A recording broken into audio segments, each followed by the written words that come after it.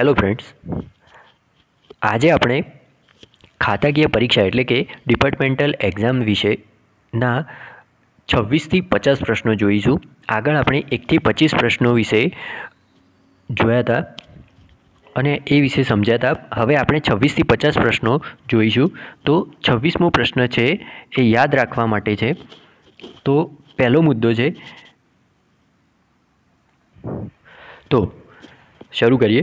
પહેલો મુદ્દો જુઓ. બે કે તેથી વધુ કાયમી કર્મચારીની એક જ સમયે એક જ કાયમી જગ્યા પર કાયમ માટે નિમણૂક થઈ શકે નહીં. એટલે કે કોઈ બે કર્મચારી હોય અને જગ્યા એક જ હોય તો એ એક જગ્યા પર બે કર્મચારીની કાયમ માટે નિમણૂક થઈ શકે નહીં. હવે બીજો મુદ્દો, કોઈ કાયમી કર્મચારીની બે અથવા વધુ અલગ અલગ અને કાયમી જગ્યા પર એક જ સમયે કાયમી રીતે નિમી શકાય નહીં. એટલે કે કોઈ કાયમી કર્મચારી છે, એક કાયમી કર્મચારી છે, એની બે અથવા વધુ અલગ અલગ કાયમી જગ્યા પર એક જ સમયે નિમણૂક કરી શકાય નહીં. એક કર્મચારીની બે જગ્યા પર કાયમી નિમણૂક કરી શકાય નહીં. જે જગ્યા પર બીજા કર્મચારીનો ધારણા અધિકાર હોય,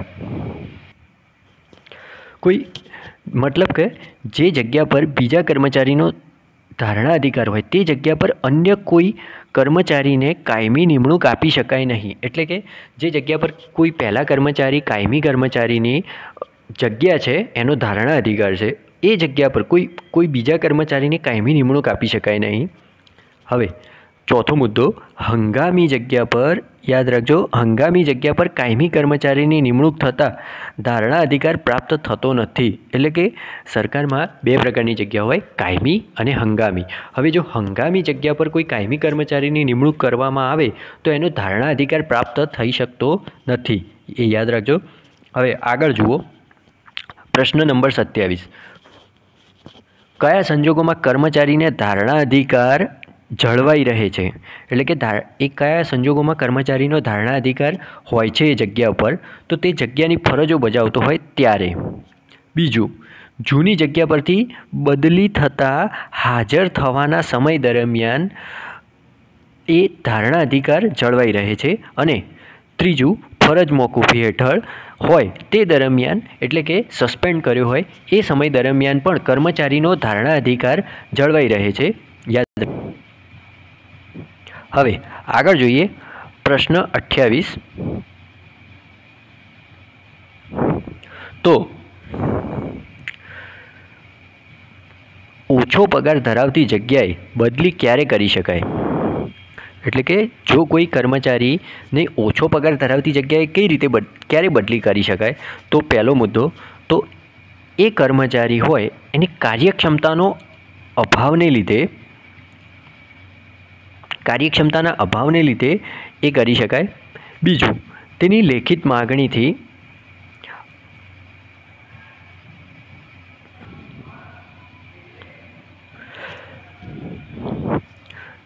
માગણીથી અને ત્રીજું, જે જગ્યા પર ધારણા અધિકાર હોય તે જગ્યા રદ થવાની અપેક્ષા હોય તે સમયે ઓછો પગાર ધરાવતી જગ્યાએ બદલી કરી શકાય. આપણે ફરીથી એકવાર જોઈ લઈએ કે ઓછો પગાર ધરાવતી જગ્યાએ બદલી ક્યારે થાય. તો એક વસ્તુ યાદ રાખજો, તે કર્મચારીનો કાર્યક્ષમતાનો અભાવ હોય, એટલે કે એ કર્મચારી એ જગ્યા માટે યોગ્ય ના હોય, એ અથવા તો એ કાર્ય સારી રીતે કરી શકતો ના હોય, એટલે કે કાર્યક્ષમતાનો અભાવ હોય. બીજું કે એની ગેરવર્તણૂકના લીધે એની વર્તણૂક સારી ના હોય. બીજું, હવે મુદ્દા નંબર બીજો જુઓ. તેની લેખિત માગણીથી, કે તે લેખિતમાં માગણી કરે કે મારે આ જગ્યા ઉપરથી ઓછા પગારવાર ધરાવતી જગ્યાએ જવું છે. અને ત્રીજું, કે જે જગ્યા પર તે ધારણા અધિકાર ધરાવતો હોય તે જગ્યા ભવિષ્યમાં રદ થવાની અપેક્ષા હોય. એ જગ્યા રદ થવાની હોય તો કોઈપણ કર્મચારીને ઓછો પગાર ધરાવતી જગ્યાએ બદલી કરવામાં આવે છે. હવે આગળ જોઈએ. પ્રશ્ન નંબર 29. પગાર અને ભથ્થા કઈ તારીખથી અસરકારક બને છે? તો કર્મચારી બપોર પહેલાં કોઈ જગ્યાની ફરજનો હવાલો સંભાળે, બપોર પહેલાં, યાદ રાખજો, બપોર પહેલાં કોઈ જગ્યાની ફરજોનો હવાલો સંભાળે તો તે તારીખથી પગાર અને ભથ્થાની તારીખથી અસરકારક બને છે. Okay friends. હવે પ્રશ્ન નંબર 30. બઢતીની જગ્યાનો પગાર ક્યારથી મળવાપાત્ર થાય છે? બઢતીની જગ્યાનો પગાર, ઓકે, તો કર્મચારી બપોર પહેલાં વધુ જવાબદારીવાળી નવી જગ્યાએ ફરજોનો હવાલો સંભાળે તો તે તારીખથી બઢતીની જગ્યાનો પગાર મળવાપાત્ર થાય છે. હવે પ્રશ્ન 31, બદલીની જગ્યાએ હાજર થવાની સંભવિત તારીખથી જાણ કોણ કોને કરશે? તો બદલીની જગ્યાએ હવાલો છોડનાર હવાલો સંભાળનારને હાજર થવાની સંભવિત તારીખની જાણ કરશે. એટલે કે જે વ્યક્તિ હવાલો છોડવાનો છે એ હવાલો સંભાળનારને આ બાબતની જાણ કરશે. ઓકે ફ્રેન્ડ્સ, ચલો આગળ જોઈએ.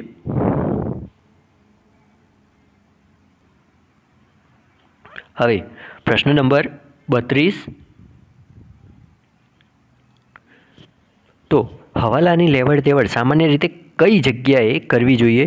તો હવાલાની લેવડ દેવડ મુખ્ય મથકે કરવામાં આવે છે. કર્મચારીનો કેટલો સમય સરકારના નિયમનને પાત્ર છે?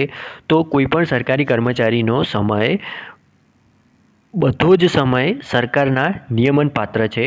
આ યાદ રાખજો, કર્મચારીનો બધો જ સમય સરકારના નિયમન પાત્ર છે. પ્રશ્ન 34, લેખિત નોટિસ આપીને કોની નોકરી સમાપ્ત કરી શકાય? તો હંગામી કર્મચારીની લેખિત નોટિસ આપીને નોકરી સમાપ્ત કરી શકાય. પ્રશ્ન 35, 6 માસથી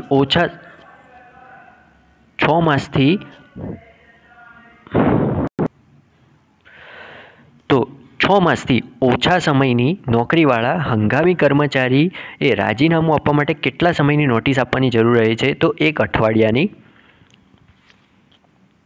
6 માસથી ઓછા સમયની નોકરીવાળા હંગામી કર્મચારી માટે યાદ રાખજો, આ 6 માસથી ઓછો હોય તો. પરંતુ હવે પ્રશ્ન 36 જુઓ, 1 વર્ષથી વધુ નોકરી થઈ હોય તેવા હંગામી કર્મચારીએ નોકરીમાંથી રાજીનામું આપવા માટે કેટલા સમયની નોટિસ આપવી પડે? તો 1 માસની નોટિસ આપવી પડે. ઓકે ફ્રેન્ડ, હવે આગળ પ્રશ્ન 37, 1 વર્ષથી ઓછી નોકરી થઈ હોય તેવા કર્મચારીએ નોકરીમાંથી રાજીનામું આપવા માટે કેટલા સમયની નોટિસ આપવી પડે? તો 1 અઠવાડિયાની. આ યાદ રાખજો, 1 વર્ષથી વધુ હોય તો 1 માસની અને 1 વર્ષથી ઓછી હોય તો 1 અઠવાડિયાની. ઓકે. હવે પ્રશ્ન 38, રાજીનામું માટે આપવામાં આવેલ નોટિસનો સમયગાળો પૂરો થતાં સુધી તેનો સ્વીકાર કરવામાં ન આવે તો શું થાય? તો ધારો કે કોઈ કર્મચારીને રાજીનામું આપ્યું હોય, એની નોટિસ આપવામાં આવી છે, પરંતુ એ સ્વીકાર ન કરે તો શું થાય? રાજીનામું આપોઆપ મંજૂર થઈ જાય છે. પ્રશ્ન 39, કયા કિસ્સાઓમાં રાજીનામાનો અસ્વીકાર કરવામાં આવશે? તો ધારો કે કોઈ કર્મચારીએ રાજીનામું આપ્યું તો એ કયા કિસ્સાઓમાં રાજીનામાનો અસ્વીકાર થઈ શકે? તો કર્મચારી પાસે સરકારની કોઈ રકમની લેણી હોય, એટલે કે કોઈ રકમ લેવાની સરકારને કર્મચારી પાસેથી બાકી હોય, એ વખતે કર્મચારી ફરજ મોકૂફી હેઠળ હોય. કઈ? તો ફરજ મોકૂફી હેઠળ હોય એટલે કે સસ્પેન્ડ હોય ત્યારે રાજીનામાનો અસ્વીકાર થાય. અથવા કર્મચારી વિરુદ્ધ કોઈ ખાતાકીય તપાસ કે ફોજદારી કાર્યવાહી ચાલુ હોય તો એ સમયે રાજીનામાનો અસ્વીકાર થાય છે. હવે આગળ પ્રશ્ન 40, કર્મચારીનું રાજીનામું અમલી બને તે પહેલાં પૂર્વ મંજૂરી સિવાય ફરજ પરથી ગેરહાજર રહે ત્યારે સક્ષમ અધિકારી શું કાર્યવાહી કરી શકે? તો ધારો કે કર્મચારીને રાજીનામું આપવાનું હોય, એના સમય પહેલાંથી જ એ ગેરહાજર રહેવા માંડે, ધારો કે ઓફિસમાં ના આવે, કચેરીમાં આવવાનું બંધ કરી દે, તો એ વખતે અધિકારી, એના ઉપરના જે અધિકારી હોય, સક્ષમ અધિકારી, એ શું કાર્યવાહી કરી શકે? તો અનધિકૃત ગેરહાજરી ગણી શકે, ગેરહાજરીના સમયનો પગાર ન ચૂકવવો, શિસ્ત વિષયક કાર્યવાહી પણ હાથ ધરી શકે. ઓકે ફ્રેન્ડ્સ, હવે આગળ જોઈએ. હવે પ્રશ્ન 41, સરકારી નોકરીમાંથી કર્મચારીને છૂટા કર્યા પછી સરકાર આવા કેસો પુનર્જીવિત કરી શું કાર્યવાહી કરી શકે? તો પહેલો મુદ્દો, અધિકારીએ લીધેલા પગલાંને યોગ્ય ઠરાવી શકશે. મુદ્દા નંબર 2, છૂટા કરવાની નોટિસ પાછી ખેંચી શકે. કર્મચારીને નોકરીમાં પુનઃસ્થાપિત પણ કરી શકે. મતલબ કે કોઈ સરકારી નોકરીમાંથી કોઈ કર્મચારી છૂટો કર્યો, પરંતુ સરકારને એવું લાગ્યું છે કે આ કર્મચારીનો કોઈ વાંક કે એવું નહોતું, દોષ નહોતો, એ નિર્દોષ છે, તો કર્મચારી નોકરીમાં પાછો પુનઃસ્થાપિત પણ કરી શકે, છૂટા કરવાની નોટિસ પાછી પણ ખેંચી શકે. આ બધા પગલાં ભરી શકાય. સરકારી નોકરીમાંથી છૂટા કર્યા પછી સરકાર આવા કેસો કેટલા સમયમાં પુનર્જીવિત કરી શકે?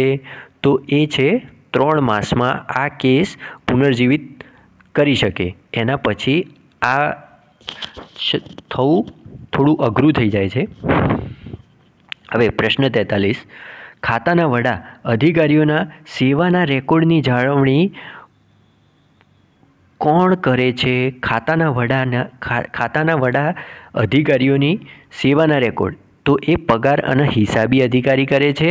અને બીજું પ્રશ્ન 44 જુઓ, બિન રાજ્યપત્રિત કર્મચારીઓ એટલે કે વર્ગ 3 અને વર્ગ 4ના રેકોર્ડની નિભાવણી કોણ કરે છે? તો જે તે કચેરીના વડા કરે છે. યાદ રાખજો, ખાતાના વડા અધિકારીઓનો સેવાનો રેકોર્ડ પગાર અને હિસાબી અધિકારી રાખે છે, અને બિન રાજ્યપત્રિત કર્મચારીઓના સેવાનો રેકોર્ડની નિભાવણી જે તે કચેરીના વડા કરે છે.